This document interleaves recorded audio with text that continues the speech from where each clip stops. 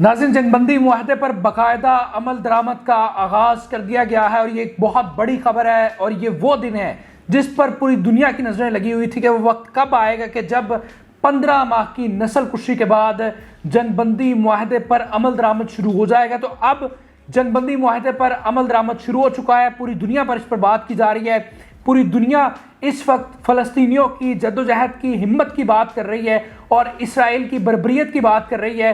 ناظرین، بہت بڑی شکست، بہت بڑی ڈیفیٹ ہے اسرائیل کی، اور پوری دنیا میں اس چیز کو رپورٹ کیا جا رہا ہے کہ اٹس ٹوٹل ڈیفیٹ فار اسرائیل۔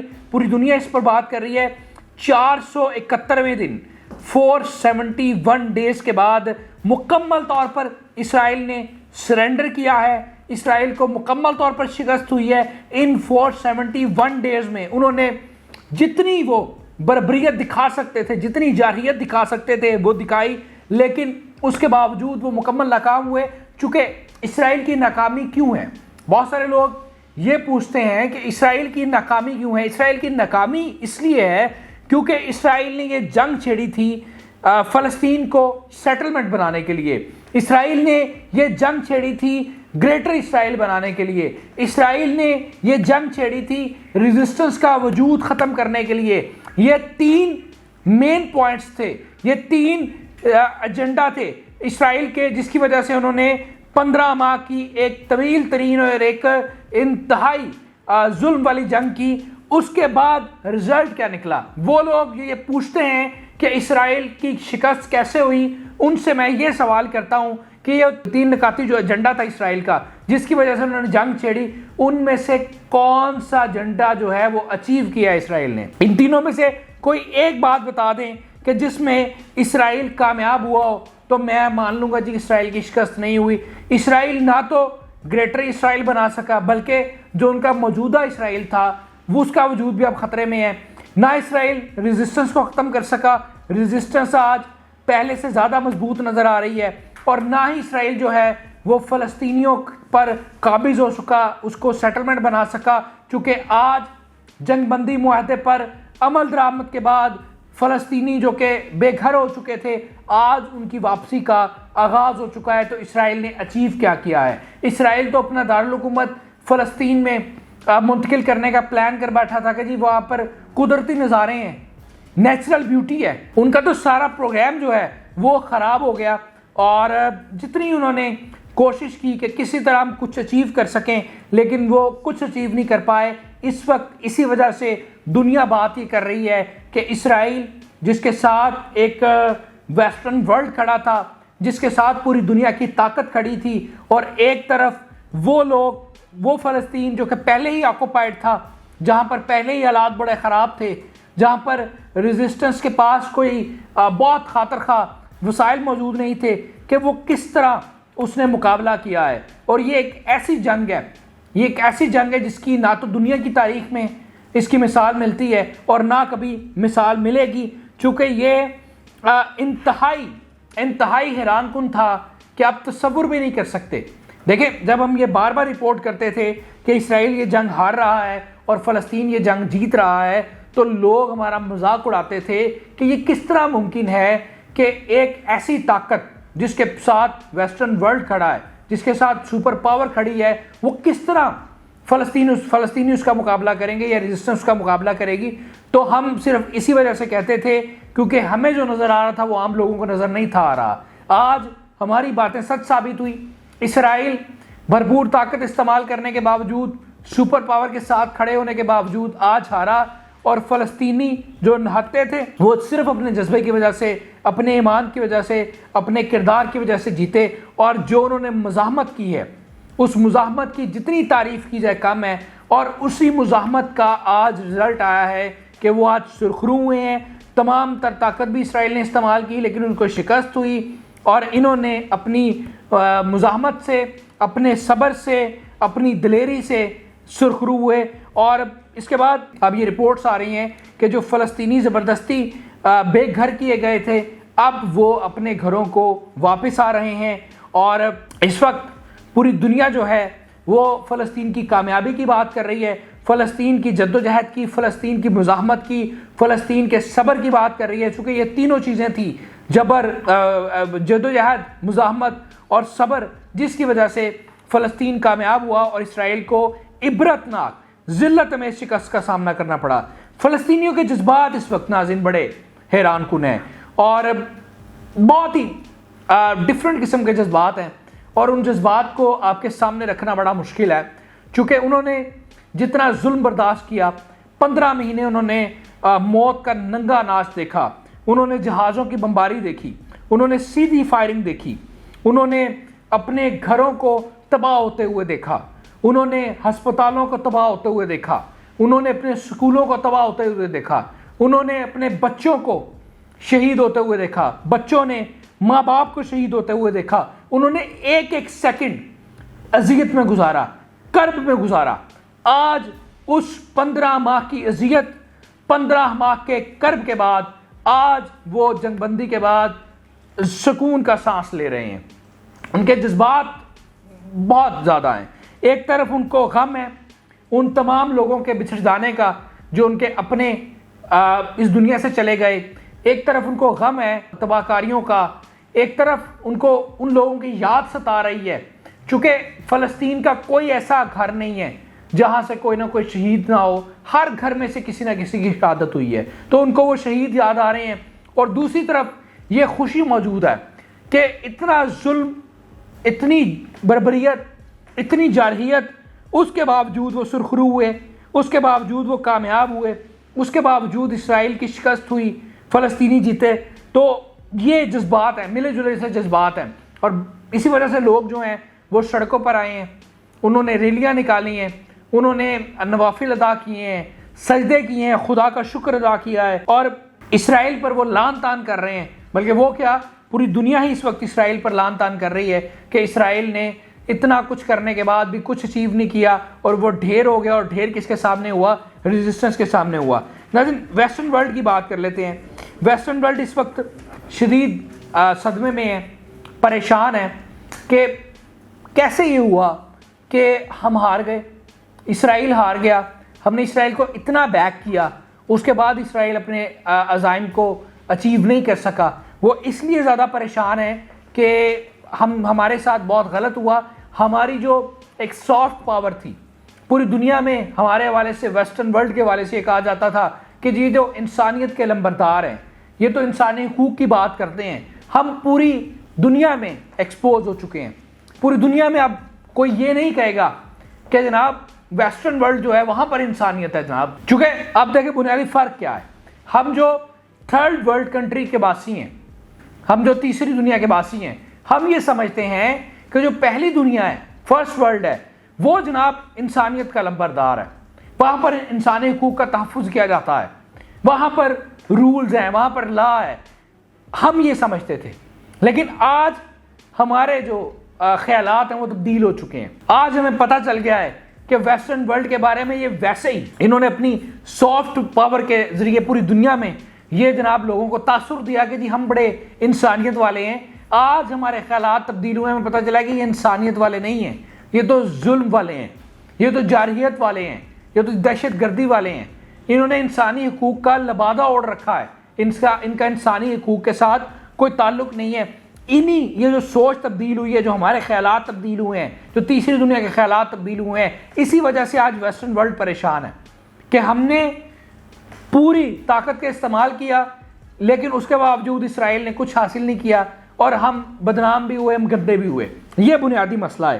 اسی وجہ سے اسرائیل جو ہے مکمل طور پر ایکسپوز ہو چکا ہے، لوگوں کو پتہ چل چکا ہے، ویسٹرن ورلڈ کو بھی پتہ چل چکا ہے کہ اسرائیل پر انویسٹمنٹ کرنا ایک کوئی عقل مندی کا معاملہ نہیں ہے، کوئی دانش مندانہ فیصلہ نہیں ہے، چونکہ اسرائیل جو ہے وہ اگر ریزسٹنس کے ساتھ فائٹ نہیں جیت سکا تو وہ کیا کرے گا۔ تو اب کے بعد حالات بہت تیزی سے تبدیل ہوں گے۔ ویسٹرن ورلڈ جو ہے وہ اب اسرائیل کے ساتھ نہیں کھڑا، بلکہ وہ جو انہوں نے پہلے ظلم کیا اس پر وہ ندامت محسوس کر رہے ہیں، وہ اپنی غلطی کا احساس کر رہے ہیں۔ ان کو یہ لگتا ہے کہ پہلے بھی ایسا نہیں ہونا چاہیے تھا، یہ ظلم نہیں ہونا چاہیے تھا، ہم نے غلط جگہ کا انتخاب کیا، ہم نے اسرائیل پر غلط انویسٹمنٹ کی۔ ہمیں پتہ ہوتا کہ اسرائیل نے اگر یہ کرنا ہے تو ہم بالکل بھی انویسٹمنٹ نہ کرتے، ہماری اکانومی بھی ڈسٹرب ہوئی، ہمارا امیج بھی خراب ہوا۔ آج دنیا جو ہے وہ ہم پر تنقید بھی کر رہی ہے، ہم پر لعن طعن بھی کر رہی ہے، تو ویسٹرن ورلڈ جو ہے اس حوالے سے بڑا پریشان ہے۔ اچھا، اس کے بعد ناظرین اسرائیلی میڈیا جو ہے وہ یہ کہہ رہا ہے کہ یہ جو ڈیل کی ہے اسرائیل نے فلسطین کے ساتھ، یہ دنیا کی ورسٹ ترین، مطلب اس کو ناکام ترین اور بری ترین ڈیل قرار دے رہا ہے۔ وہ یہ کہہ رہے ہیں کہ چونکہ جنگ کا اختتام تو ٹیبل پر ہی ہوتا ہے، جنگ کا اختتام تو مذاکرات پر ہی ہوتا ہے، لیکن مذاکرات میں جس کی بات مانی جاتی ہے اس کو فتح ہوتی ہے، جس کی بات نہیں مانی جاتی وہ اصل میں شکست کھاتا ہے۔ تو اس جنگ میں جو مذاکرات ہوئے، مذاکرات کی ٹیبل پر جو مطالبات مانے گئے وہ ریزسٹنس کے مانے گئے، وہ فلسطین کے مانے گئے، یہ ان کا اپنا میڈیا یہ کہہ رہا ہے۔ اس وجہ سے فلسطین کی یہ فتح ہے، یہ ریزسٹنس کی فتح ہے، اور یہ اسرائیل کی ہار ہے، چونکہ ٹیبل پر اسرائیل نے کچھ اچیو نہیں کیا، نہ انہوں نے 15 ماہ کی جنگ میں اچیو کیا، نہ انہوں نے ٹیبل پر کچھ اچیو کیا، اور جو کچھ وہ حاصل کرنا چاہتے تھے، وہ جو ان کے اہداف تھے وہ بھی وہ حاصل نہیں کر سکے۔ اس لیے یہ حیران کن ہے کہ اسرائیل کی کوئی بھی شرط نہیں مانی گئی، اسرائیل نے یہ دنیا کی بدترین ڈیل کی ہے، یہ اسرائیل میڈیا کا یہ کہنا ہے۔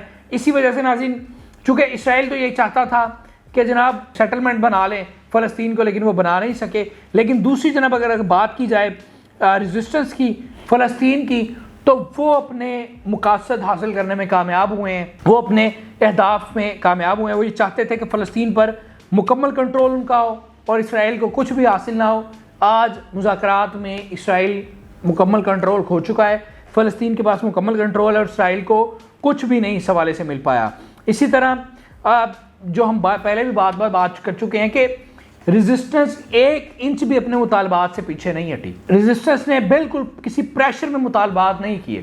دیکھیں، جب آپ پریشر میں مذاکرات کرتے ہیں تو آپ اپنے مطالبات سے پیچھے ہٹ جاتے ہیں۔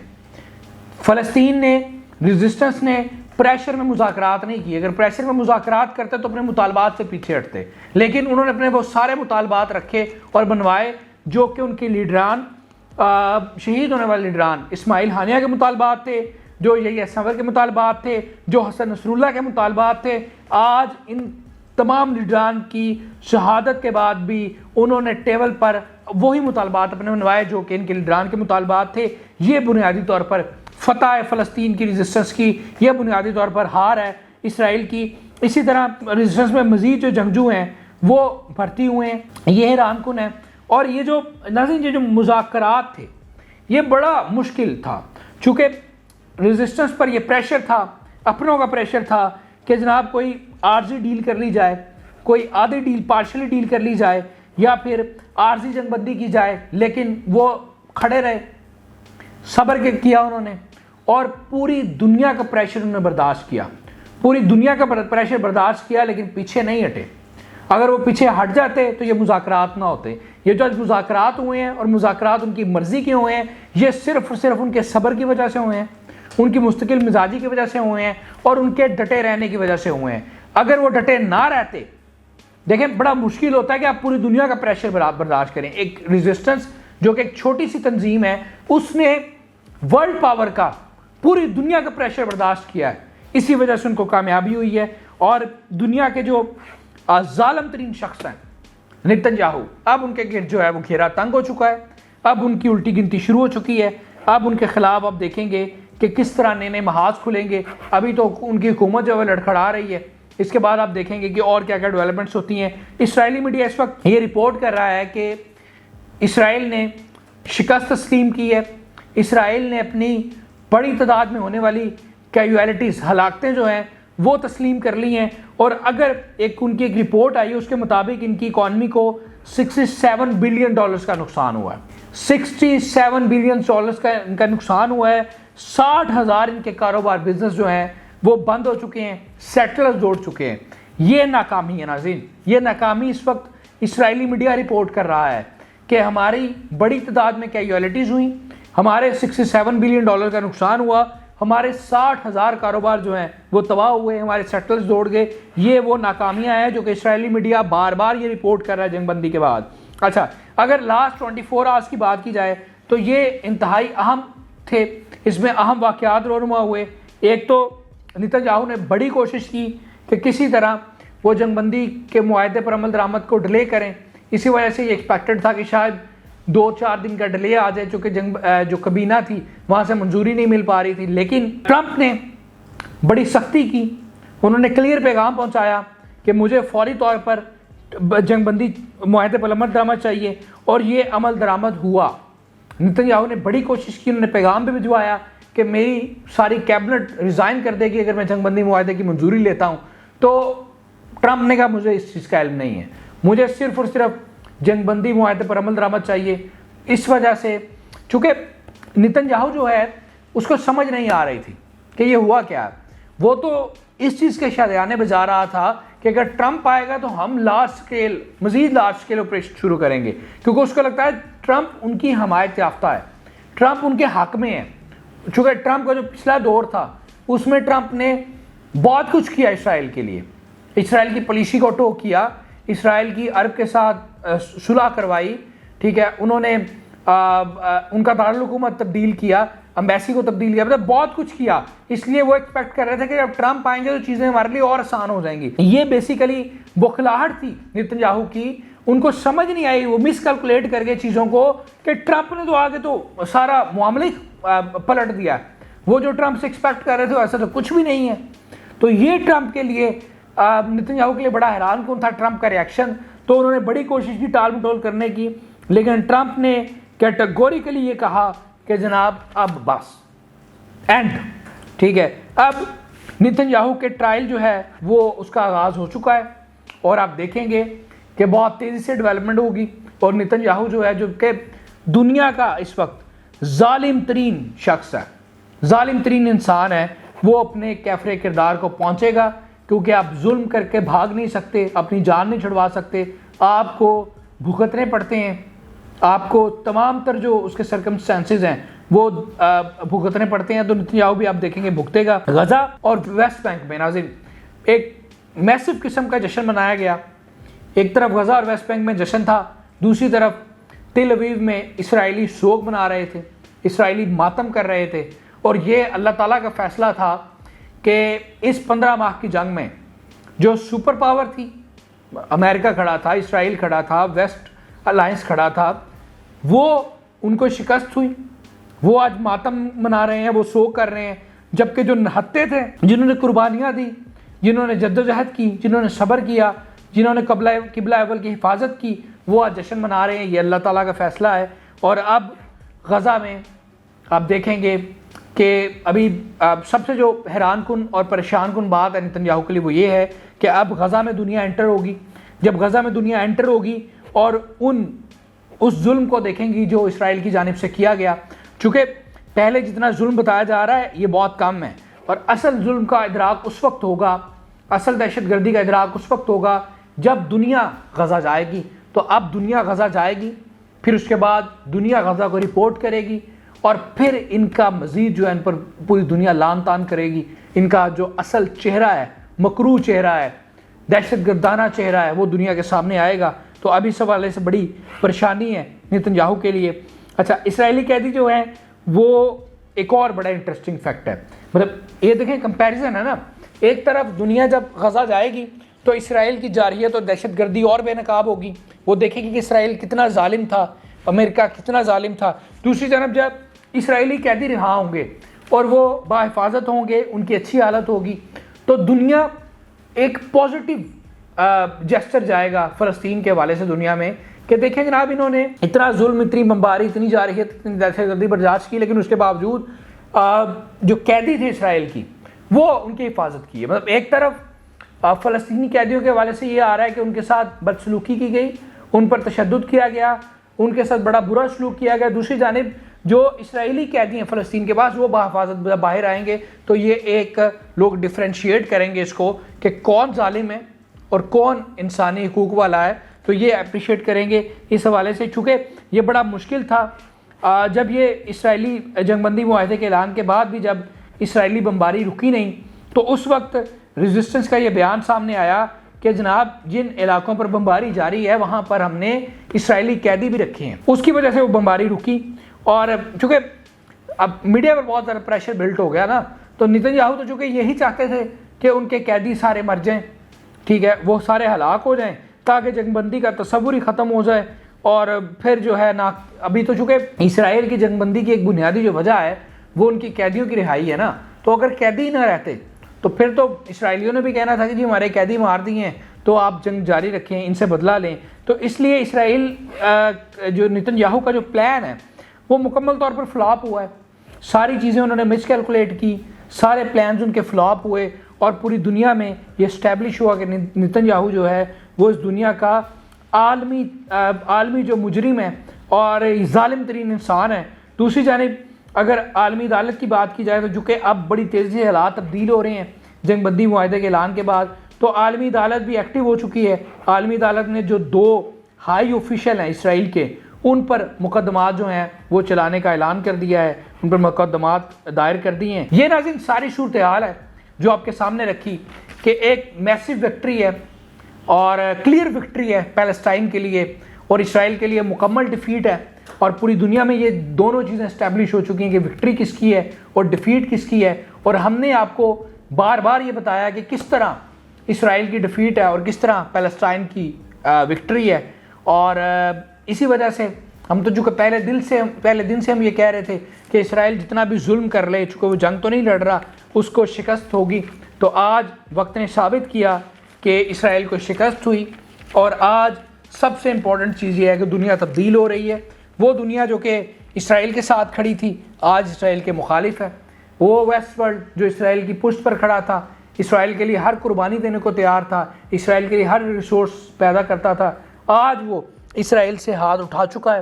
اور وہ سمجھتا ہے کہ اسرائیل کی وجہ سے ہماری بڑی بدنامی ہوئی ہے، ہماری جو سافٹ پاور ہے پوری دنیا میں متاثر ہوئی ہے. چونکہ ناظرین ایک بات تو بڑی کلیئر ہے، دیکھیں اس جنگ سے پہلے ہر کوئی یہی سمجھتا تھا کہ جناب انسانی حقوق کے جو چیمپئن ہیں وہ ویسٹرن ورلڈ ہے.